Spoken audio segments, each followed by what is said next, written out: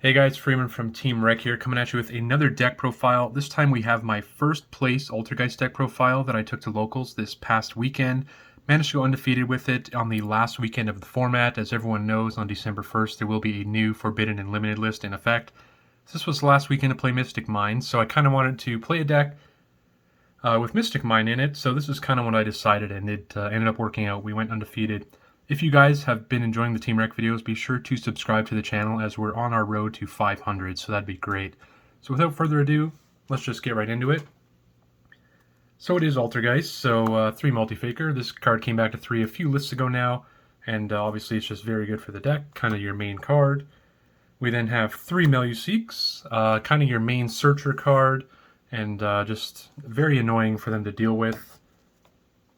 We then only have 2 Marionetters. I didn't want to focus too hard on the Altergeist cards because they're kind of bricky, so I just went with 2 of this, and it ended up working out.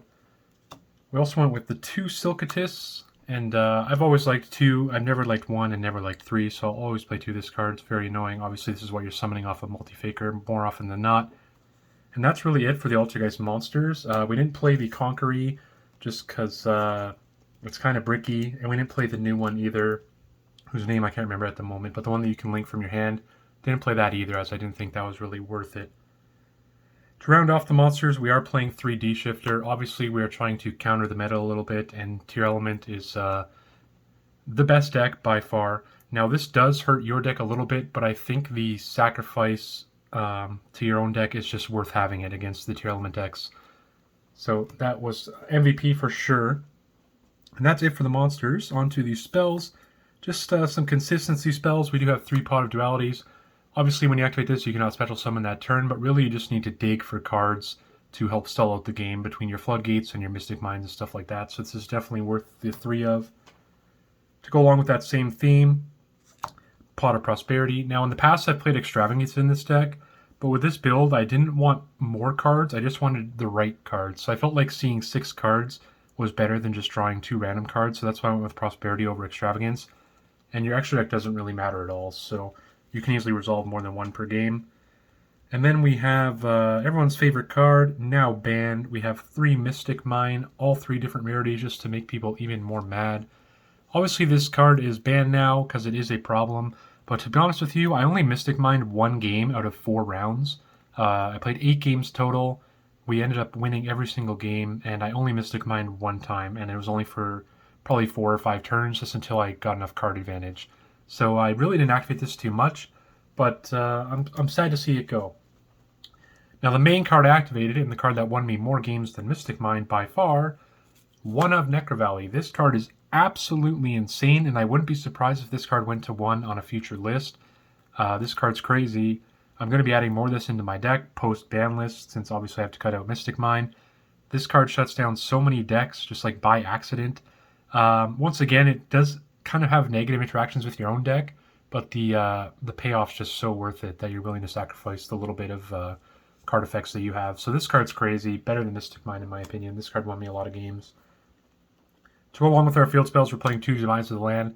Didn't see this card all weekend, but I think it's good in theory, but never really got to see it. That's it for the spells. On to the trap cards. Just for Altergeist stuff, we're playing 3 Personal Spoofing. This is your best card. If you do manage to set up a Mystic Mine lock plus this, you can basically just attack for 500 every turn, then shuffle it back so that you have no monsters left in your field. So that way your Mystic Mine will always stay up. And this just kind of gets you to any piece that you need for Altergeist.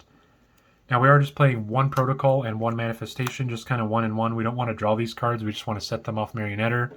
Once again, we're playing more of a control Floodgate style deck rather than a Altergeist deck. Altergeist is just kind of the supporting engine to the Floodgate deck.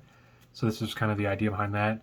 Manifestation and Protocol both kind of conflict with Necrovalley for Manifestation and D-Shifter for Protocol, because Protocol does have to send to the graveyard. Just to kind of add to some more hand traps, we have the 3 D-Shifter. We're also going with the 3 Impermanence. Obviously, Impermanence Multi-Faker is insane. I didn't draw that all weekend, but I figured this was worth the 3 slots just because it's good going second and it's good going first as well. We are playing 3 Solemn Judgment. This is not a very good card going second, but I figured it was worth these 3 slots in the main deck. The idea is to kind of be able to slow them down with Floodgates and then protect them. So this card was really good for me all weekend, even if I drew it going second. So I'd probably play that again. Sorry if you can hear the plane overhead. And then we have our 3 rivalry. Obviously, our deck is all spellcasters, so this does not affect us at all. And this is very good against a lot of the meta right now. Not the best against tier elements, but if you can catch them in an awkward spot, it can definitely just shut them down big time. Like if you catch them with a Rhinoheart on board, then they can't really go into any of their fusions. So that's really good. This card was definitely great all weekend, and it's just a free trap card to flip up if you want to summon Multifaker as well. Whereas there's a lot of trap cards that you just can't really do that with. Then our 40th card is Metaverse. This card is obviously going to 3 now that Mystic Mine is banned, but for this format it was at 1. And I was activating this to activate Necro Valley more often than Mystic Mine. Like I said, I only used Mystic Mine in 1 game.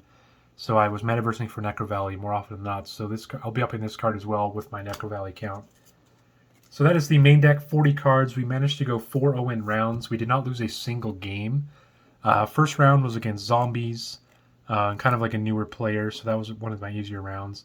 Second round was against Branded Despia. That was another 2-0.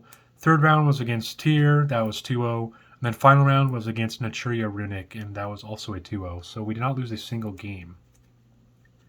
Onto the extra deck. This extra deck does not matter very much at all. Only the first few cards do. We're going with 3 Hextia, obviously. This is the only card you ever really go into. And this card's great. Just not once per turn, spell and trap negation. This card is very amazing. So we usually keep all those when we use Prosperity Banishes. We have a couple link ones just to link off our Meluseek. We have double Link Rebo, 1 Anima, and then 1 Almirage. I think I made Link Rebo 1 time. You kind of find yourself in awkward spots where if you de-shifter them, you don't really want to link off your Meluseek, so you just kind of leave it on board with like a spoofing or something.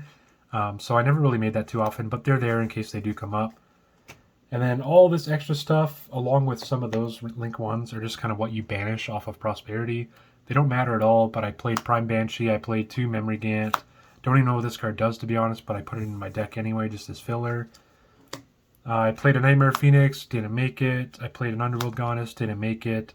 And then I played 3 Kagaris, and obviously didn't make any of those. They're just there to banish off Prosperity. Side deck, I felt like my side deck was actually pretty decent, although I didn't use a lot of it because I never had to go first. And I never really played against the decks that I expected to, really. But going into it, we have 1 Pankratops for going second. Just a really good body and just good going second card overall.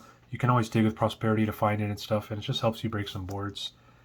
We're going with 3 Evenly. I love this card against Tyr and just a lot of the local meta in general. So, and Evenly Multifaker is insane, but I saw it once. It was okay. And then the other time I saw it, the guy made me go first in game 2. So I was not really expecting that, but it is what it is. Moving on, we have 3 Dogwood, obviously. Great tuner, you know. But in reality, the rounds do take quite a while, especially against Tyr. Their turns take like 15 minutes to combo off. So very often, or at least I thought, if I found myself going into game 3, going second, I wanted this in my deck for the chance that I could actually win in time and not just get like Ladybugged or Red Resonators or something. We went with 3 Sphere Mode. We don't really need our normal summon too often in this deck. If we're able to just like Sphere Mode a Sprite board, and then just kind of play with our traps and floodgates, that was kind of the idea behind it. Didn't play against any sprites, so I didn't really put this in. But there are a couple sprite kind of going around locals, but I didn't really run into any. I played 3 Solemn Strike. I was considering either this or Shadow Imprisoning Mirror for going first. I ended up going with this because I thought it was more versatile if I didn't play against here. Never went first, or never chose to go first at least. I did go first one time when he made me go first, but I didn't know I was going to go first. But if I would have went first in any game 2s or game 3s, I would have put this in for sure. Then my last cards were 1 Secret Village, just another field spell to kind of go with the Demise of the Lands Metaverse kind of package that we already have. And I guess I'll show the 15th card as well, was the 1 Terraforming. Just kind of go with that whole package. So if I played against like Runic or Sky Striker, any kind of decks like that, which there definitely are those around locals, I just wanted this in my deck to kind of shut them off. And Terraforming I actually sided in going second quite a bit, just because I wanted to search Necro Valley against like Tyr, against the Runic player. I just wanted to search Necker Valley, and it was just really, it was good. I mean, Terraforming might go into the main deck now that Mystic Mine is banned, and I want to up my Necker Valley count, just because Terraforming for Mystic Mine on turn 1 doesn't really do anything, but Terraforming for Necker Valley on turn 1 definitely does. So this might go into main deck, and I might up the Secret Village count in the side deck going forward. But with all that being said, that is my first place Undefeated Altergeist deck profile. The format's over now, so I definitely need to make some tweaks to this deck, but hopefully we'll take it to locals again here soon and be able to showcase it once again. So if you guys did like the video, be sure to hit the like down below and also subscribe to the channel.